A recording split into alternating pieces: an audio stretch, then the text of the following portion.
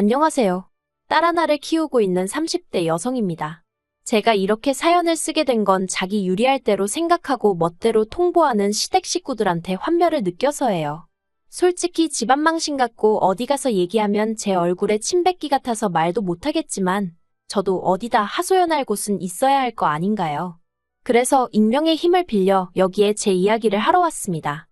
남편과는 오랫동안 알고 지내던 사이예요. 남녀 사이가 아니라 친한 친구로서 말이지요. 그래서인지 서로에 대해서는 비교적 잘 아는 편이었어요. 그렇다고 어른들 말씀처럼 그 집에 숟가락젓가락이 몇 개고 뭐 그런 것까지 꿰고 있던 건 아니고요. 아무튼 남편하고 저는 둘 다 같은 고등학교를 졸업한 뒤 나란히 같은 대학에 입학했어요. 서울 중상위권 대학으로 어디 대학 다녔다고 말하기에 부끄럽지 않은 수준의 학교였지요. 다만 전공이 남편은 국어국문학, 저는 컴퓨터공학이에요. 몇몇 사람들은 농담이랍시고 남녀가 뒤바뀐 거 아니냐 그런 소리도 하는데 솔직히 황당해서 그냥 웃고 넘겨버려요. 그런데 저희가 학교에 입학했을 때부터 소위 문과가 인기가 떨어졌거든요. 그래서인지 취업시장에서 남편은 취업해서 몇 번의 고배를 마셔야 했습니다. 하지만 저는 꽤 이름난 IT 회사에 한 번에 붙더라고요. 각자 사회생활을 시작한 이후로도 저희 관계는 특별히 달라지지 않았습니다. 그러다 특별한 계기가 있던 것은 아닌데 알고 지낸 지 10년 차에 연인 사이로 발전하게 되었어요. 연인 사이가 되었다고 해서 솔직히 크게 달라진 건 없었지만 지나간 세월 덕분이라고 해야 할지 다른 연인들처럼 울고불고 다투고 그럴 일은 없었으니 마음은 편하대요. 그래서 무르르듯 연애하고 결혼까지 약속하게 되었습니다. 그런데 이제 와서 생각해보면 제가 너무 안일했던 것 같아요. 잘한다고 생각해서 더 알아볼 생각을 안 했거든요.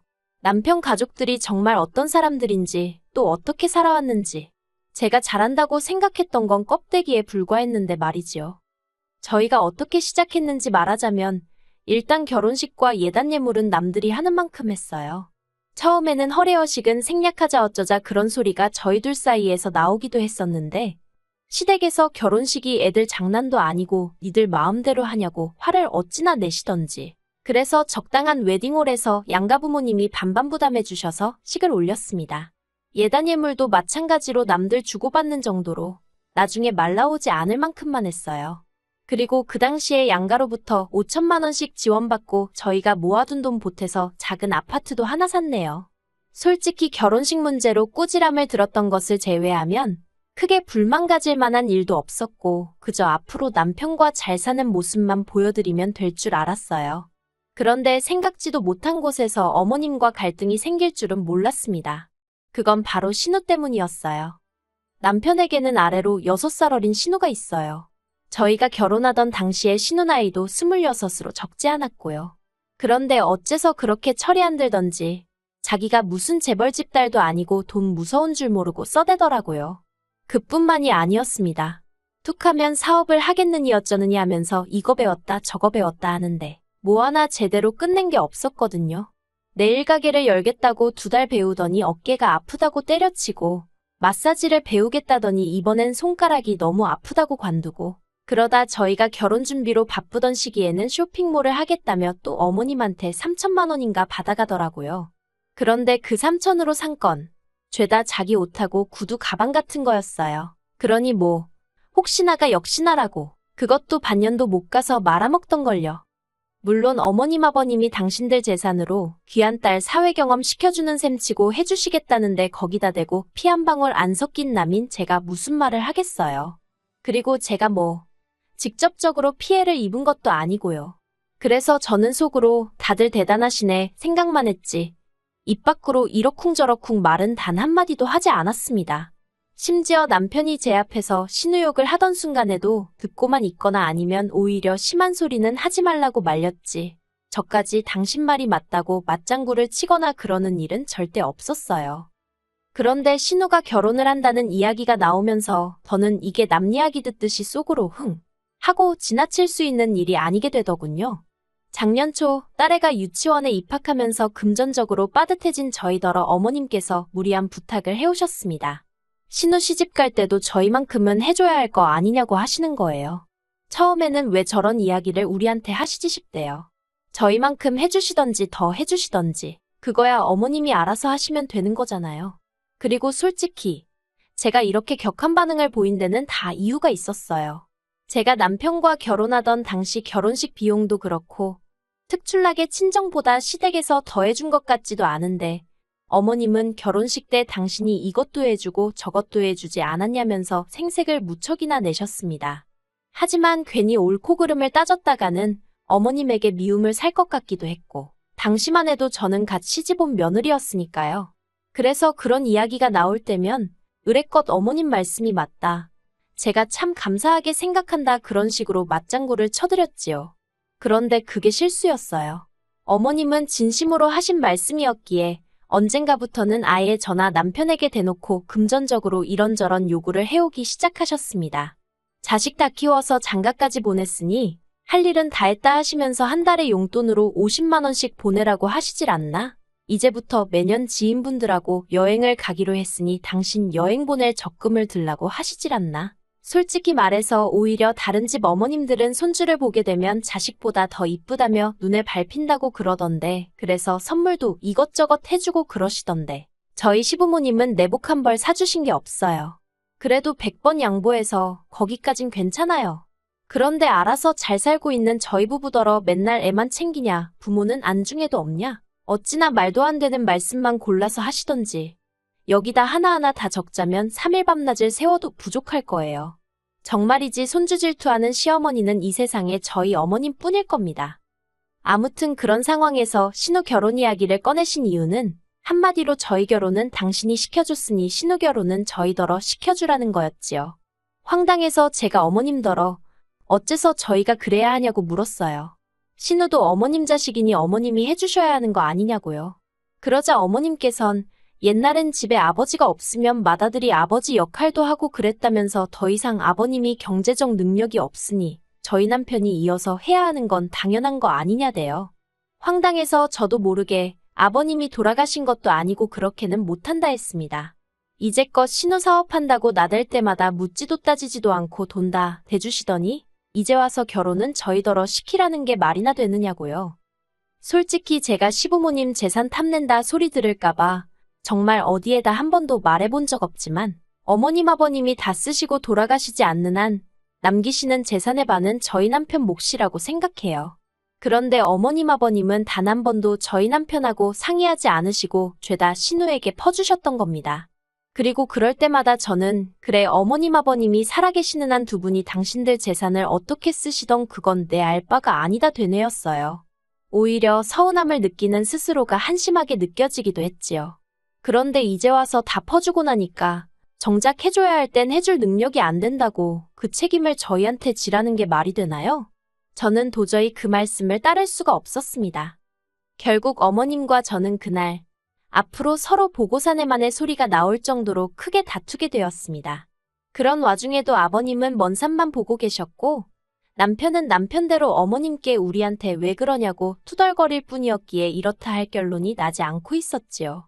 그런데 그 시기에 신우가 충격적인 소식을 전해왔어요. 사실은 자기가 임신을 했다면서 자기는 상관이 없는데 시댁 그러니까 심해부 쪽에서는 주변 사람들 보기 남사스럽다고 하루빨리 식을 올려야 할 것 같다고요.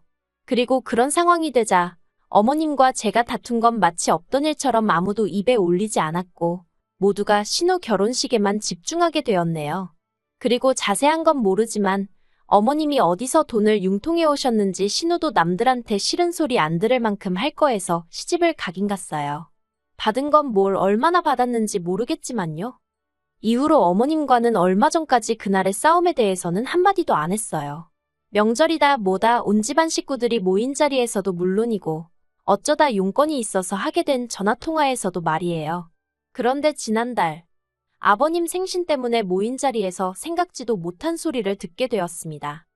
신우는 당시 독박 육아로 7개월 된 아들을 돌보고 있었어요. 그런데 이제 애가 발달이 늦어서 뒤집은 지도 한 달 정도밖에 안 되었고 앉아있는 것도 잘 못해서 신우가 잠시도 눈을 뗄 수가 없었던 모양이에요. 그러니 자기 개인적인 시간은 고사하고 화장실 가는 것도 제때 못 간다면서요. 그리고 그런 이야기를 하는 신우는 정말로 얼굴도 푸석푸석하니 상태가 좋아 보이지 않았습니다. 그래서 제가 많이 힘드냐니까.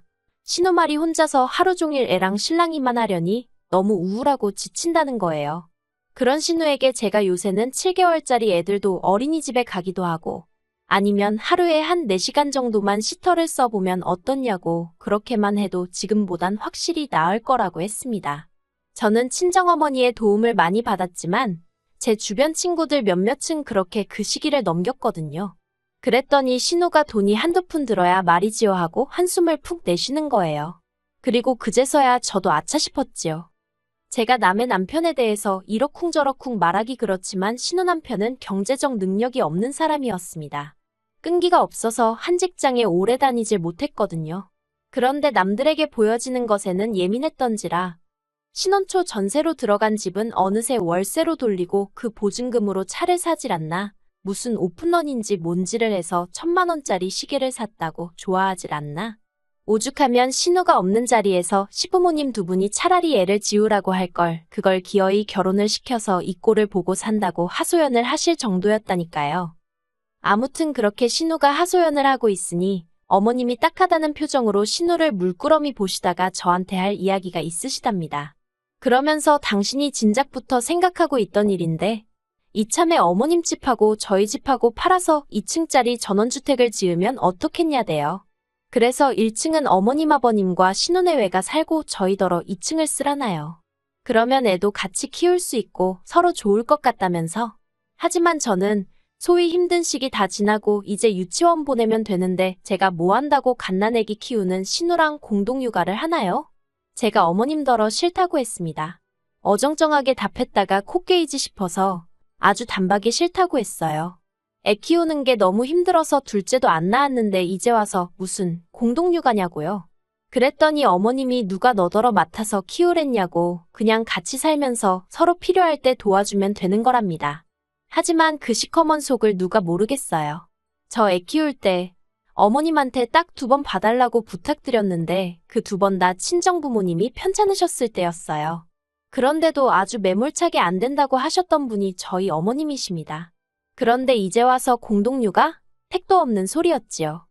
그런데 제 반응을 보신 어머님은 갑자기 무슨 자동차 급발진하듯 화를 내셨습니다. 저더러 한가족이면서 너만 잘해놓고 살면 그만이냐 어쩌냐 하시더니 네 신우 고생하는 건 보이지도 않냐며 소리소리를 지르시는 거예요. 제가 순간 어이가 없어서 어머님을 멍하니 쳐다봤어요.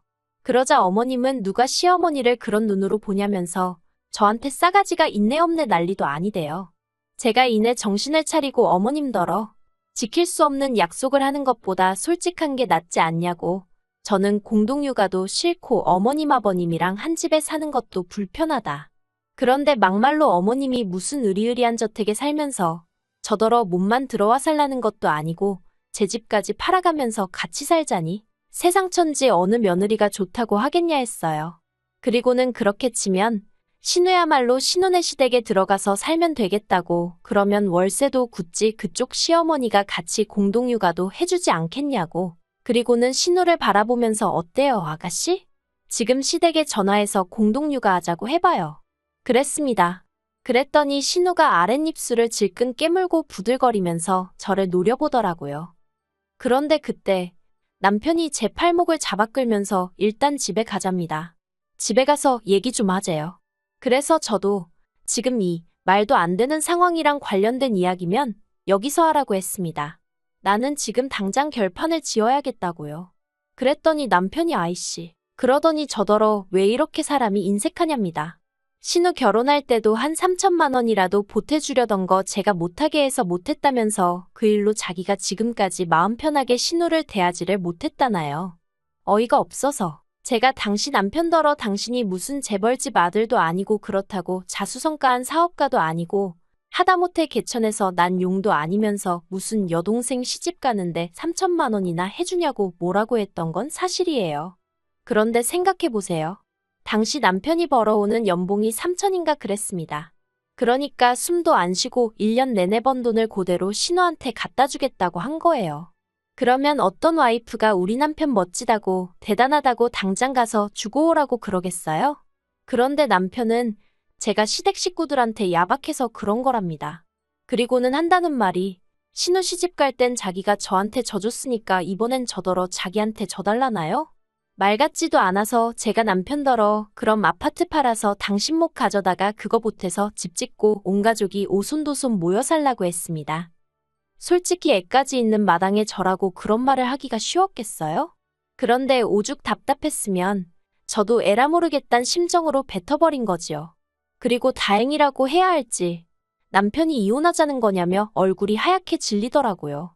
그리고는 이내 저는 정작 이혼 두 글자는 꺼내지도 않았는데 혼자서 난리가 나서는 어떻게 이혼 소리를 하느냐면서 자기가 순간 생각을 잘못해서 그런 거라며 이혼은 꿈도 꾸지 말라대요.